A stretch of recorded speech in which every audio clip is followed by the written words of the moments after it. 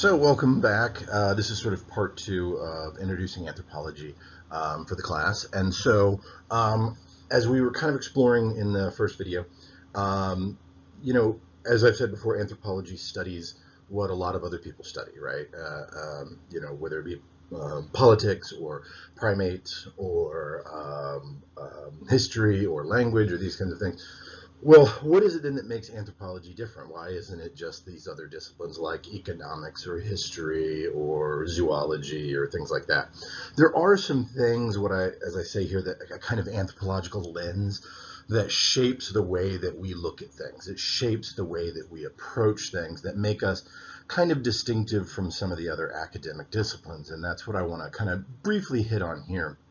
And there's four big ones that talk about, right? The first is the holistic perspective.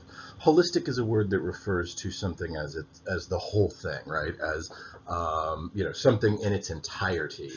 And so this is really probably the driving force for us as anthropologists, is that we believe that in order to understand something, as I've said before, you have to look at all the other aspects of it. That if you want to understand human behavior, you have to understand that behavior does not exist in isolation of other facets of the culture, other cultural groups, of the language that's used to talk about that behavior, of anything, right? And so I use this picture for a reason, right? This is a photograph, obviously, that I did not take. I found this on the web. I don't exactly know about this picture, but if we were in the classroom together, I'd ask you, what do you see here? And most students say, well, I see, some guys shining shoes. Okay, true. But there's a lot to this picture that I think can explain it, and it will kind of demonstrate what I mean by a holistic perspective. This picture was obviously taken in the kind of the early part of the 20th century. I would say maybe 30s, 40s, 50s, somewhere in there.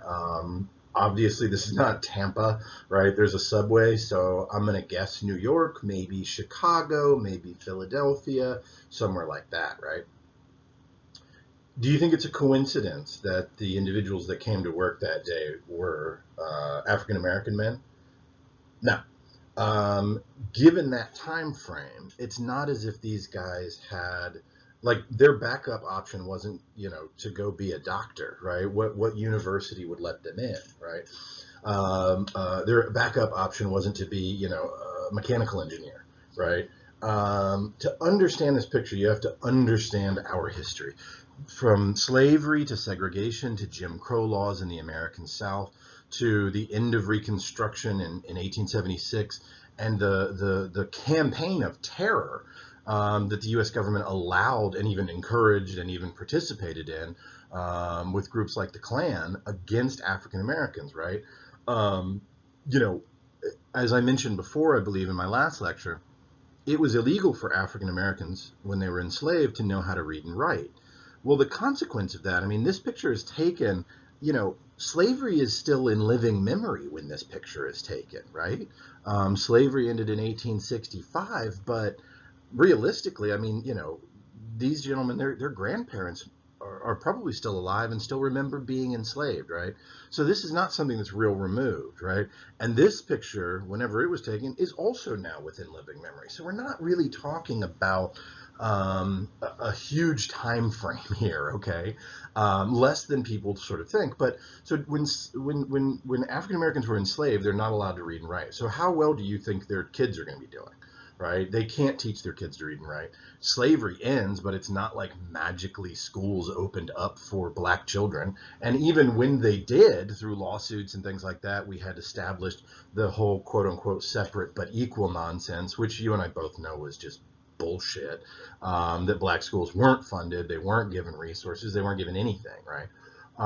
And so you had a generation of people being raised with practically no education whatsoever, which is, of course, by design, right? The United States wanted these African Americans to be uneducated because they wanted cheap laborers, right? They were used to having free laborers, and so they damn sure didn't, want them, smart enough to actually demand good wages, right? And so this was by design, right? So to understand these gentlemen here, you have to understand that history and impact of segregation, separated but equal, poor schools, that kind of thing. But you have to understand more than that, right? Look at the transatlantic slave trade, right? Enslaved people were brought to the South. Why are these guys living in what is clearly a city up north? Well, this is probably a product of what was called the Great Migration by many black scholars. In the early part of the 20th century, many African Americans, looking at the absolute complete lack of any opportunity in the American South, and looking at the kind of violence that was being perpetrated against them, realized that they needed to leave, right? And when I say violence, I mean violence. There's a great book on this that I highly recommend called At the Hands of Persons Unknown. It's a history of lynching in America. And what we find is, when historians look at this, is that on average, 1.5 African Americans were lynched per week in the American South from the end of the Civil War, really the end of Reconstruction, up until the Civil Rights Act in the 1960s, right? So, I mean, you're talking about an incredible amount of murder, of brutality. That doesn't include things like homes being burnt down or churches being burnt down or women being sexually assaulted or anything like that. That's just lynchings, right? And so, you know, whenever we talk about immigration, we talk about a push-pull factor. So there is something pushing them out of the South, this violence, right? Are folks up north, you know, racist? Of course they are, but at least they don't murder me when I'm trying to come home. At least they don't burn my home down with my children inside of it, right? So a lot of African Americans said, you know, that's better, you know, however racist they may be.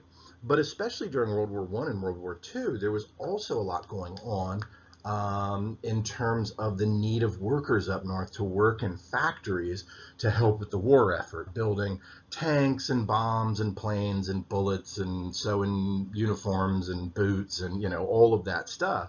And so for the first time, the U.S. government went, oh, gee, I guess we'll have to hire African Americans because we're, you know, so many young men had gone off to war. Many of you know about kind of Rosie the Riveter. They even hired women, you know. That's sort of how desperate they were for hands. And so to understand this picture, you have to understand history. You have to understand economics. You have to understand social issues that were going on. You also have to understand those international issues that were going on, right? That might that led to the wars, that led to African Americans having this quote unquote great migration to the north, particularly cities like Detroit, Chicago, New York, Philadelphia, you know. But I would also argue that this picture, if you take a holistic perspective of it, and I might be stretching this a bit, helps to explain a lot of things that are still going on, right? This isn't just about the past, right? It's about understanding that all of these things are a domino effect. And so let's talk about education today, right? It's not just education back then, but for Americans today. Black schools in America are still radically underfunded and have much lower funding than white schools do. And you might say, well, that's against federal law. Yeah, if it's direct, right? But it's not direct, it's indirect. And it has to do with how we go about funding schools through a couple of different mechanisms. This gets very complicated, and so I'm giving you the Reader's Digest version. We fund schools in the United States primarily, in most places, through property taxes, okay? There's sales taxes and things like that that also contribute and all, but property taxes in most parts of the country actually make up the majority of funding. This is significant because let's say that you have a community that's impoverished and home prices there are worth $50,000, right? And then you have a wealthy community and home prices there are $250,000, right? That's the land value. Well, it's fair because we're both going to pay 4%, right? Home A and Home B. But if Home A is paying 4%, I'm just making that number up. It depends on where you live as to how much you pay. 4% of $50,000 is a hell of a lot less than 4% of $250,000 based on home value, right? And so one school is going to be way lower. Well, why would it be that those home prices were so different? Again, it literally goes back to the age of this photograph when we were practicing what's called redlining. If you haven't heard of it, redlining is literally on a map, city planners would draw a red line and they were like, black people can live here and they can't live here, period, right? And so it's called redlining. Um, those communities, of course, then not, the state isn't going to do anything during segregation and Jim Crow laws. The state's not going to go over there and repave roads and put in sidewalks or street lights or build parks or things like that. None of that's happening, right? They're doing it. They're going to spend that money in white communities, right? And so that's going to depress your home values, right? And even after desegregation in the 1960s, it's not like city councils and county commissions and stuff were suddenly, magnanimous people. They still weren't doing it at the same level. They're still not to this day, we find. Another thing is what's often referred to as environmental racism, right? Environmental racism is that it's a lot of different things, but it's manifested in this situation because what we find is that municipal infrastructure is overwhelmingly put in communities of color, right? So what does that mean? So you and I live in a city and we benefit from things like trash pickup, right? And water and electricity and police and public transportation, all this stuff.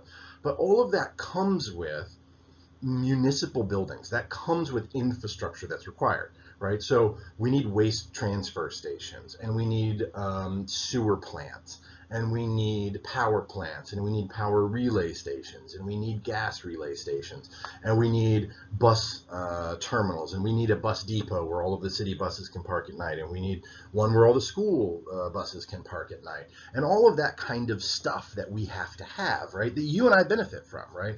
I'm recording this on a Wednesday, and so at some point today, some very nice men are going to come by my house and pick up my trash, pick up my recycling, and take it away, right?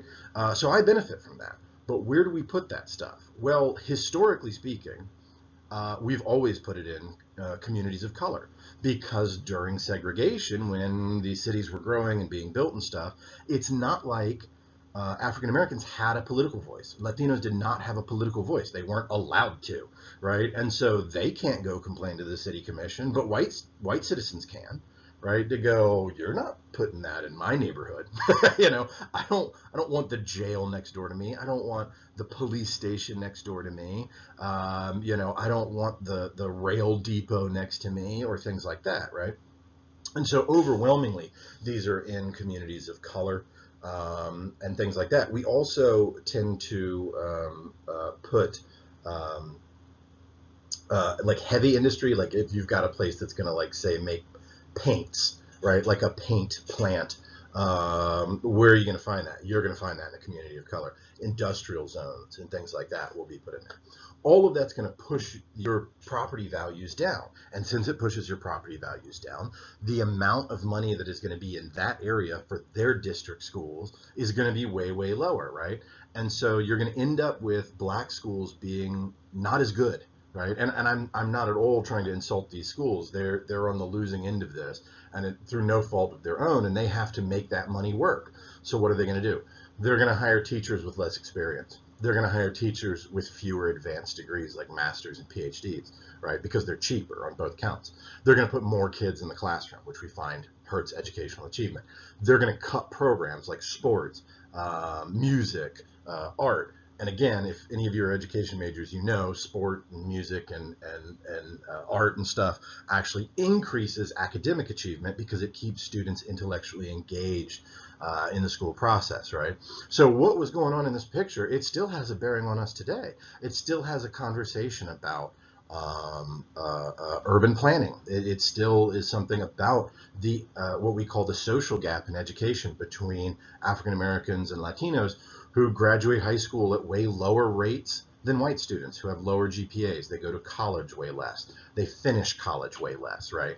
And it is part of a system that was built before any of us were born, but the impact of it is still with us to this day, right?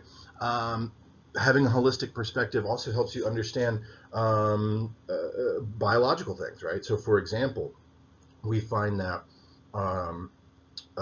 African Americans that live in some of these urban centers have much higher rates of certain kinds of cancer, which has been linked to the fact that I was mentioning all that industrial kind of zoning that goes into a black community.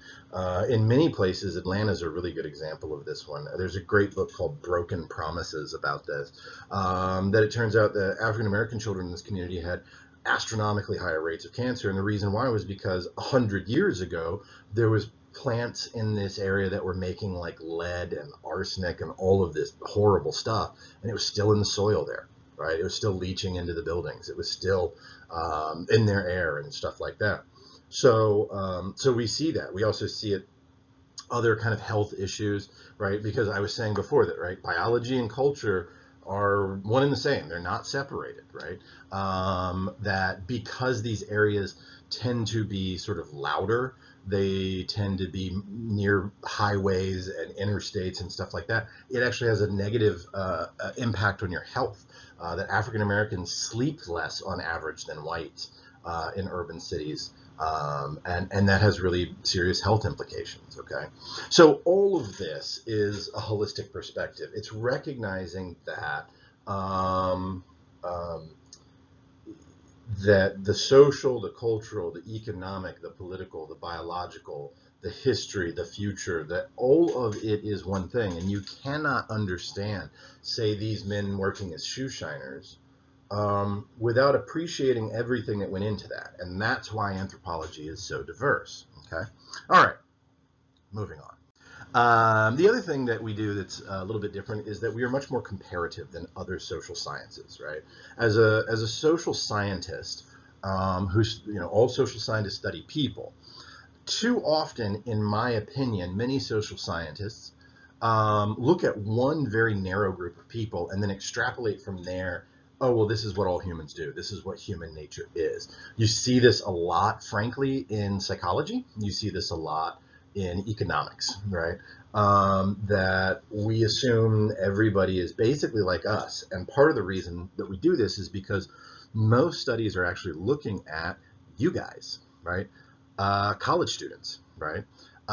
I, as a professor and a researcher, let's say I'm a professor and a researcher, as I am, but let's say that I work at a university, right? I've got to publish.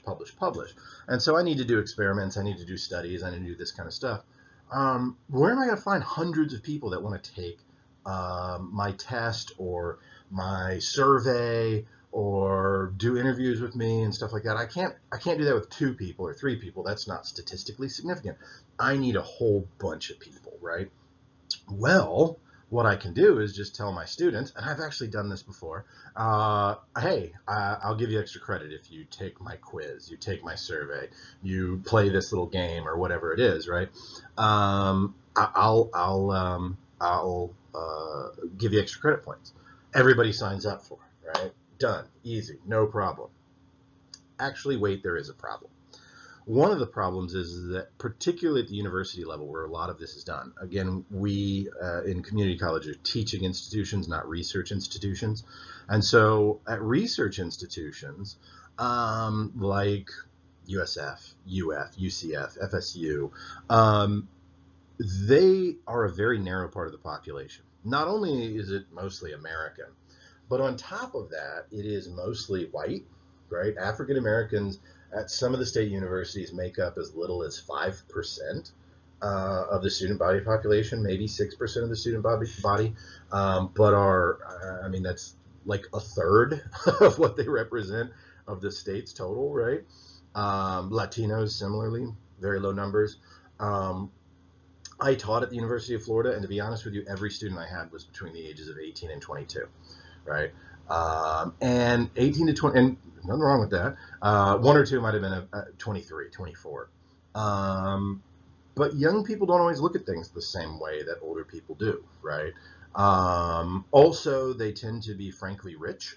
The average family income for a student in the university system here is $103,000 a year. That's the family income. Much higher than average, right? So what you're really studying is like young, rich, white culture. Now, there's nothing wrong with studying young, rich white people, but you can't act like young, rich white people represent everybody. They don't even represent everybody in the state. When I teach human sexuality and culture, and I talk to my students who are 18, 19, 20 about sexuality, you guys are a lot more open.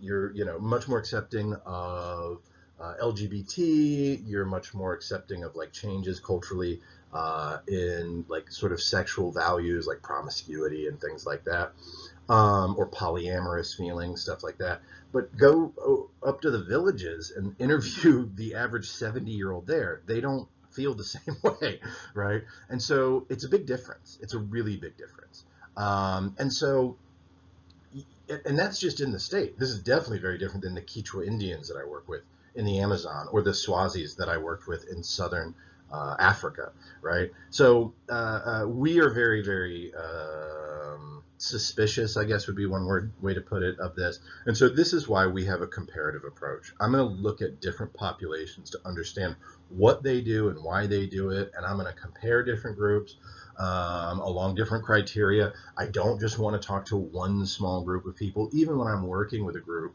like the Quechua, it's like, well, the Quechua aren't one thing, right? Just like Americans aren't one thing. And so I want to compare different individuals, even within that social group, that cultural group that I'm studying, and say, well, how, do men and women differ? Do young and old differ? This person is a little richer than that person. This person's a little more educated than that person. Do these groups see things differently here, right? Maybe they have a different social class, caste, whatever, right? And so we're very comparative in the groups that we look at, because we believe that's the only way you can understand people. It's why we are also very suspicious about a lot of the things that people say is like human nature, quote unquote.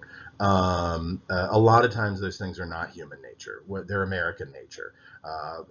Good examples of this are things like competitiveness, sort of selfishness.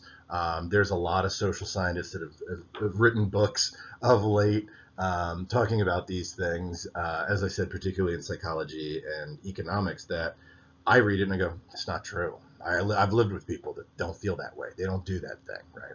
So that's why we do that. That's why you'll hear me talk a lot about different cultural groups. That's why anthropology kind of has a reputation for being very international, for traveling a lot, for doing those kinds of things, which is a segue into the third thing that we're a little bit different about. And that is our method of gathering data, which is often participant observation, okay? Field work. We think that the best place to learn about real life is in the real world. We don't think that, of course we do research in the library. Of course we do structured interviews in an office. Of course we work in the lab, archaeologists and biological anthropologists especially. But we think that you have to go out there too. We think that you really, as a method for gathering data, you really need to be around people as they would naturally act, behave, and do, right? I think that there's a lot of things that we believe, because, for example, in economics, it's really, really common to have people play like a game, right? And to say, oh, yeah, see, this is how people behave with resources and stuff like that. Except I don't buy into that, because that's not how you are with resources. It's literally a game. You don't take it seriously. I mean, honestly,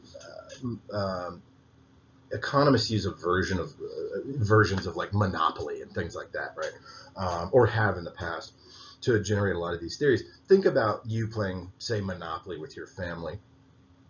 You are more than happy to absolutely destroy your family members playing Monopoly. You will drive them into bankruptcy. You will take everything that they have ever owned, and you will laugh as you do it. Even though in real life, that's not how you act. In real life, you probably love your family. You probably help them out a lot. You probably do a lot for them, right? It's a game. I don't think that I can make a fake setup and expect you to treat it like anything other than a fake setup. I need to be around you and your family to really see how you guys talk to each other. I need to be around you as you shop to really see how you make decisions about money and resources. I need to be with you to see what worship is like, right? When you go to whatever sacred thing you'd go to, church, whatever, temple. And there's also a reason for this, because a lot of times participant observation is a very powerful tool, because we oftentimes don't really know the things that we do. And that might sound odd, but we find it's really common. And this is another reason that we're kind of suspicious of things like surveys or stuff like that. We use those tools, but we use them with caution. A great example of this is actually nutrition. The number one tool in nutrition is dietary recall. And some of you have probably done this before, where it's like you sit down and they're like, okay, write down everything that you've eaten in the last 48 hours. Well, what we have done in the past is actually go with people, follow people around, and write down what they eat. And then at the end of 24 or 48 hours, say, okay, please write down everything that you ate. And what we find is you leave a lot off. It's something like anywhere between a third and half of your calories you actually leave off. And it's not because you're trying to lie to us, right? Excuse me. It's because we're just not good at remembering that. If I asked you what you had for breakfast yesterday, you'd probably be like, we just don't remember. Or we remember some of it. Like, oh, well, I had an egg. And I go, well, what was on the egg? Nothing. Oh, wait, there was actually cheese on it. Oh, yeah, and you put it on a piece of toast. Oh, yeah, and you drank a glass of orange juice. Oh, yeah, and there was on and on and on and on. And so we just forget. And so people sometimes don't really know what they're doing, right? And so this is actually a picture of me and a student of mine in the Amazon with the Quechua that I work with. That's a dugout canoe that they made themselves. They carved there. We're on the Rio Blanco there, the White River. And one of the things that I found is, like, when I sit down with people and I ask them, like, can you list all of the plants in this environment that you use for medicine? They'll list a lot. But when we walk around out in the jungle, I'm like, hey, can you point out any of the plants? When they see them, they're like, oh, that and that. And usually the lists are probably double in length, right? It's pretty significant. And so we just have to be in the field with people, right? We're also real suspicious of surveys, just because people don't take them seriously. You guys do this. Like YouTube, every once in a while, will ask you to, like, please take a survey, and you just, like, click the first thing and submit so you can get onto your damn video, right? Or sometimes people just think it's funny. There was a great example of this a few years ago. There was a survey of high school students about, like, drugs and sexuality. And the survey came out and it was released, and newscasters with, like, serious faces were like, a new study has found that in America, a third of ninth graders have tried heroin, and I just started cracking up when I heard this, right? And then it was like half of them were sexually active and stuff like that. None of that's true. What happened was they gave a bunch of 14-year-olds a survey, and they were like, have you ever had sex? And they're like, yeah, this morning. What? They're like, have you ever done drugs? Oh, all of them. I'm on heroin right now. Like, they didn't take it seriously. When we actually sit and talk with students, including psychologists and people like that, we find those numbers are actually way lower. Almost no ninth graders have had sex, right? The average age at first intercourse in the U.S. is 17, not 14, right? So very few 14-year-olds have had sex. Very few of them are using heroin or done all of this other crazy stuff that was in the survey, right? So field work, going back to that comparative thing, is also why we do participant observation. And going back to the whole idea of it being holistic, if I'm in the field, I can sort of see the other influences and the other impacts of something that if I was just interviewing people, or if I was just writing a survey, I might not realize how important something is, right? Without seeing it. I might just ask about, well, how do you make money, without understanding the other factors that come into play, right? So yes. And the fourth thing that is a key hallmark of anthropology is the idea of cultural relativity. And the idea of cultural relativity is that you cannot judge a culture or understand a culture by outside standards. You have to understand a culture by their own rubric, right? By their own beliefs and values and ideology. That you can't just come in and say, well, you do this thing and I don't like it, right? Well, that doesn't really matter. Why do they do it? If you want to understand it, ask them, right? Ask them why they do it. Ask them what it's about. Ask them why it's meaningful, right? Because the truth is, the sort of opposite of this is ethnocentrism. The idea that my culture is better than everybody else's culture. My culture is superior, right? My way is the best way. That is the guiding philosophy behind colonialism, right? Is that it's not just that our ways are different, it's that your way is wrong, right? And so when we approach things, we don't come at them with an idea of better. Better at what, right?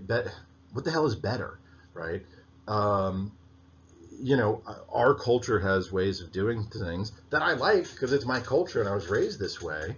But that doesn't mean that it's superior to another culture, right? It might be better at doing certain things, right? Our cultural system, a democratic capitalistic system, is very, very good at raising wealth, right? I mean, a country's never had the kind of wealth that we've had in the history of the world. It's also very good at creating inequality. We have some of the worst economic inequality like ever, right? Among the Kung San, who are hunter-gatherers, there's no such thing as wealth. Nobody's wealthy. But there's also no such thing as poverty. Nobody goes without. There isn't somebody that's a billionaire and somebody that literally starves to death. That is unknown to them. It certainly isn't to us, right? So better at what becomes the question, right? And so we are guided by the philosophy that you need to understand why a culture does what it does on its own terms, what is meaningful about it to them, and why is it significant, what is their belief about it, not what is my opinion. My opinion doesn't necessarily matter, right? I get this a lot because I study shamanism, and I'll talk about shaman and some of their beliefs with the different shamans that I've worked with. In South America, I've worked with shamans, and they believe that the jaguar spirit is sort of a guiding, powerful spirit that sort of gives them visions and things like that. The sangomas, which are shamans in Swaziland that I worked with, believe that they go into a trance and they'll speak to your dead ancestors to know what you should be doing in life. And I always get students that say, well, do you believe that, Josh? And I never know how to answer that question because I can't fathom of anything less important than that. What does it matter if I believe in it? They do.